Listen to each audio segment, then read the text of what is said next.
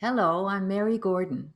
I'm happy to speak to you today about the concept of resilience. Resilience is actually Forbes magazine's #1 word of this pandemic period. I think the idea of resilience, which simply means bouncing back from adversity, is something we are all practicing at the moment. No matter what age we are, our circumstances have changed. Things are challenging. So there's all kinds of adversity. Children have great models of resilience in their family members, in their teachers, and sometimes in their friends. Resilience is something that you're not necessarily born with. You can have a predisposition from your temperament traits to be inclined to be resilient. If you think about the idea of a dandelion and an orchid, a dandelion is a gorgeous yellow weed, actually. But the thing about the dandelion, it will grow anywhere. It doesn't need optimal conditions. It can thrive in clay without water. If you think about the orchid needs a lot of tending.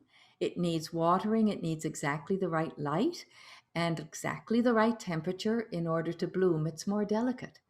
If we think about ourselves and our children as either dandelion-like or orchid-like, you can see how we would be more resilient if we were like a dandelion. And this concept actually is used in child development to think about how some children need a soft cushion to thrive and others can just bounce off concrete. So there's another aspect to the concept of resilience, and that is that it is developed by the relationships which surround the child. And I'm talking about parenting, teaching, their friendships, that it is relationships that help us learn how to cope. There's different kinds of resilience. For example, little babies, when they're learning to walk, they fall down a lot and they pick themselves up. They're quite resilient about this and they carry on trying. But later on in childhood, there appears to be a difference in children. Some little children, if they hurt themselves, it takes them longer to bounce back from that. Other children will just pick themselves up and carry on like the baby.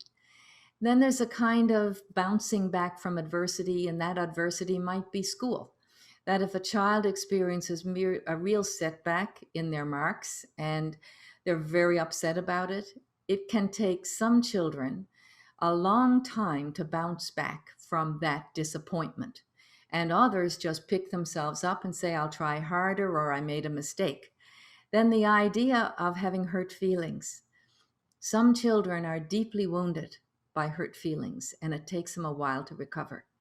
And other children say to themselves, okay, so I'll make a different friend, or I guess they didn't mean it. And they find ways to be resilient about hurt feelings.